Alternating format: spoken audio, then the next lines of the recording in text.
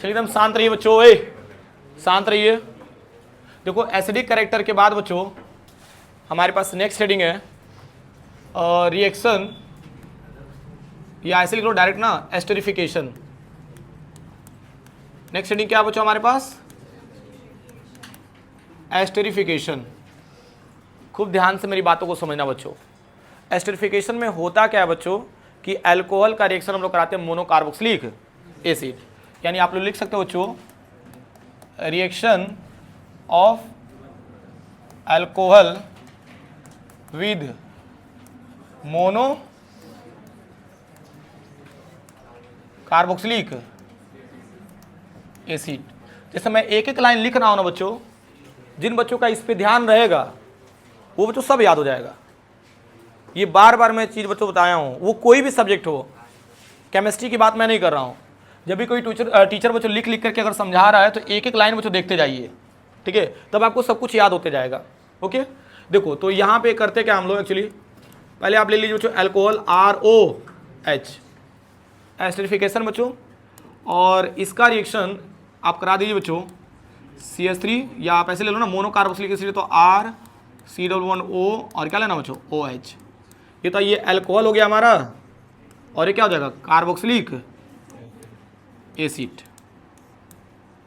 Okay, चलिए अगर ये दोनों टर्म्स क्लियर हो गया बच्चों तो इसके आगे समझिए, तो इसके आगे रिवर्सिबल का सिंबल लगा लेना बच्चों, और रिवर्सिबल के ऊपर बच्चों कॉन्सेंट्रेट हम लोग क्या लेते हैं H2SO4।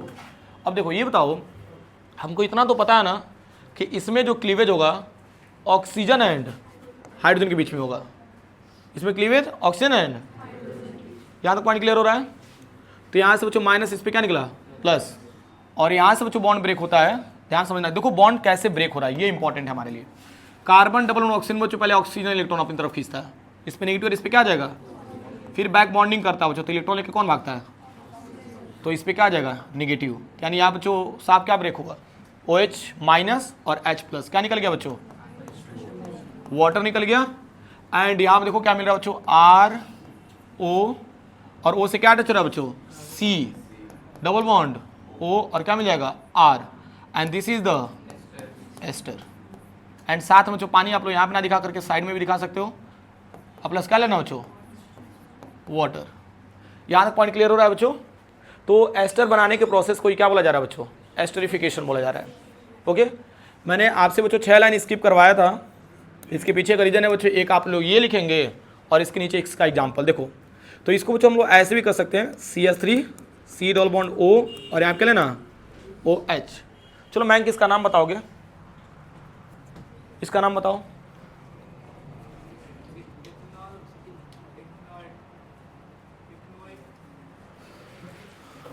तीन नाम बोल दिए, क्या नाम होगा बाबू अम्बुज? हाँ मेथनॉल होगा।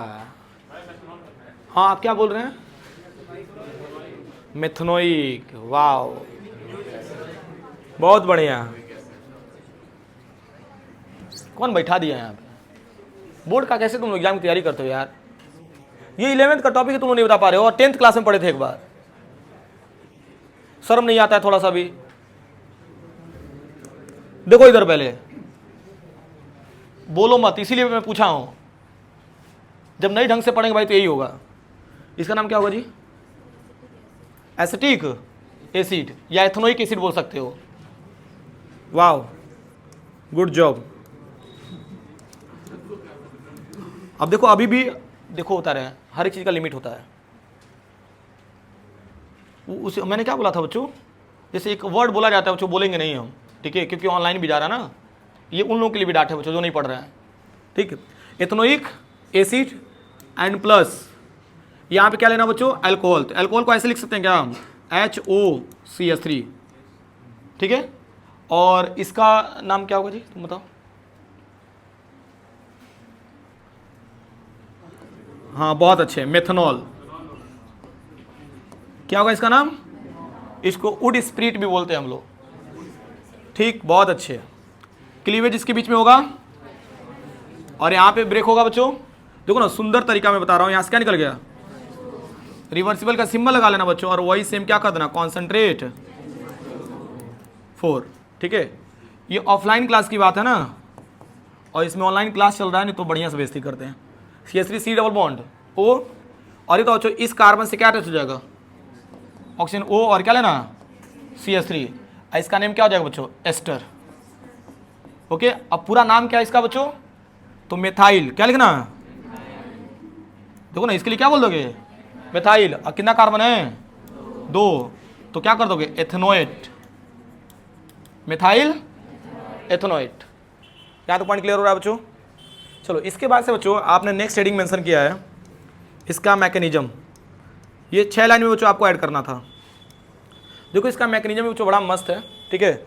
और पहले के टाइम में बच्चों क्या होता था कि मतलब संडे वगैरह को जब भी कोई एक्स्ट्रा क्लास बुलाता था, ठीक है, तो 4-4 घंटे का लगातार बच्चों क्लास चलता था। और अभी क्या है ना, बच्चे जितना सिलेबस शॉर्ट हुआ बच्चों उतना कम पढ़ना भी चाहते हैं, ठीक है।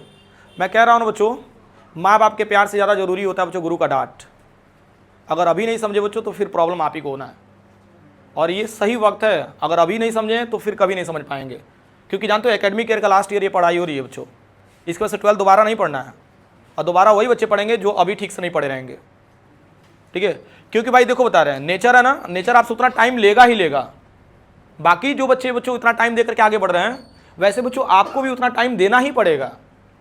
कोई बच्चा अगर बच्चों मान लो 12th के बाद ही बच्चों तुरंत नीट अगर जेई क्लियर कर ले रहा है बच्चों, तो इसके पीछे का रीजन जानते हो क्या है, कि उसने अच्छे से पढ़ाई किया बच्चों, 11th 12th और 9th 10th भी अच्छे से पढ़ा।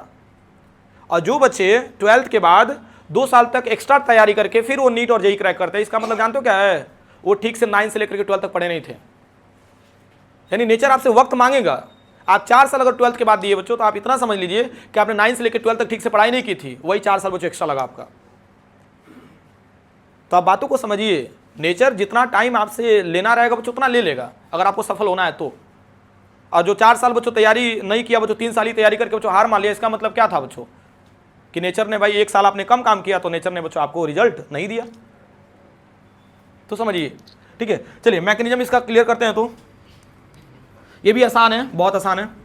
देखो तो एक काम करते हैं हम लोग, यहाँ पे कार्बोक्सिलिक एसिड ले लेते हैं, CH3 C double bond O, और यहाँ क्या लेना OH एंड प्लस, ध्यान देना यहाँ पे HO, और यहाँ क्या बना लेना बच्चों CH3। एरो का सिंबल ले लो बच्चों, रिवर्सिबल का सिंबल आप लोग बना सकते हो। कॉन्सेंट्रेट कर लेना H2SO4। बच्चों खूब अच्छे से समझना, जितना लेवल हो सकता है बच्चों उतना आप मैं कर रहा हूँ। देखो अब यहाँ पे क्रॉस क्वेश्चन क्या बनेगा, जैसे मान लो यहाँ पे तो पता ही है बच्चों इलेक्ट्रॉन कौन पहले कौन पुल करेगा, ऑक्सीजन। तो इस पे नेगेटिव, इस पे बैक बॉन्डिंग करेगा तो इलेक्ट्रॉन लेके कौन भागेगा, इस पे क्या आ गया, नेगेटिव आ गया। मुझे जानते हो यहाँ पे चाहते तो बॉन्ड इसके बीच में भी ब्रेक हो सकता था, ऑक्सीजन एंड कार्बन के बीच में बच्चों, लेकिन यहाँ पे ऐसा नहीं होता। जानते हो क्यों, क्योंकि ये जो ऑक्सीजन लिया गया बच्चों ये आइसोटोप्स 18 वाला है।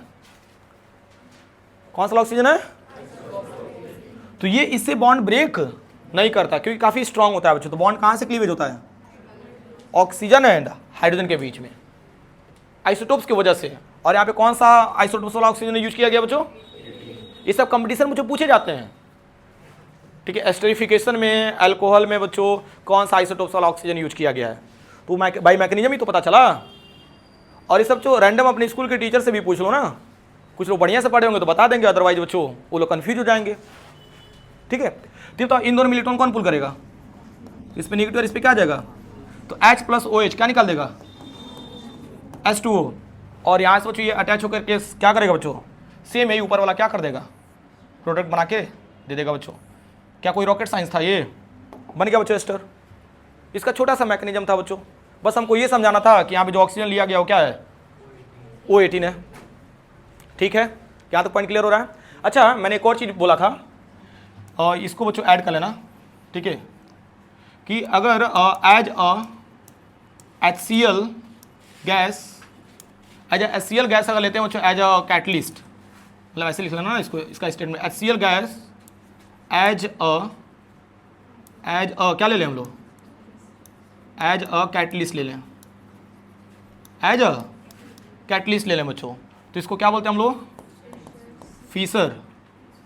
फीसर के स्पेलिंग देख लो बच्चों, फीसर स्पायर एस्टरिफिकेशन, एस्टरिफिकेशन। और HCl गैस को बच्चों एज अ कैटलिस्ट ले लेते हैं हम लोग, ठीक है। तो एक्चुअली बच्चों उसको क्या बोलते हैं हम लोग, फिशर स्पायर एस्टरिफिकेशन। क्या तो पॉइंट क्लियर हो रहा है कि नहीं बच्चों? ये तो यही ना टर्म्स था हमारा, ठीक है। एक क्वेश्चन बच्चों कर लो तो इसी में ऐड कर लेना, ठीक है। और आई थिंक बच्चों इसको खुद से करोगे तो ज़्यादा बेहतर रहेगा, ठीक है। देखो क्वेश्चन हमारा क्या है, यहाँ पे स्टार पॉइंट बनाना और पेशेंस रखो बच्चों, धैर्य। आपको 3 घंटे बैठ करके कुछ एग्जाम देना है और अभी आप 2 घंटे नहीं बैठ पा रहे हो तो फिर क्या